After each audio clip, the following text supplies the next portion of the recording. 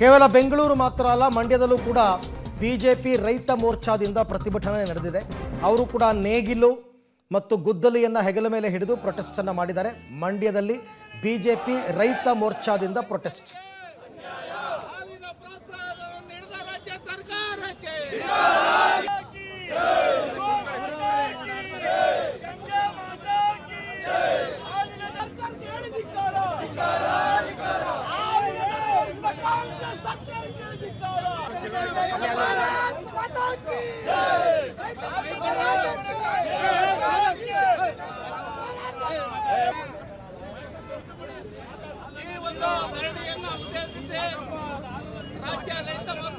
ಕರ್ನಾಟಕವು ಸರ್ವ ಜನಾಂಗದ ಶಾಂತಿಯ ತೋಟ ಆಗಿತ್ತು.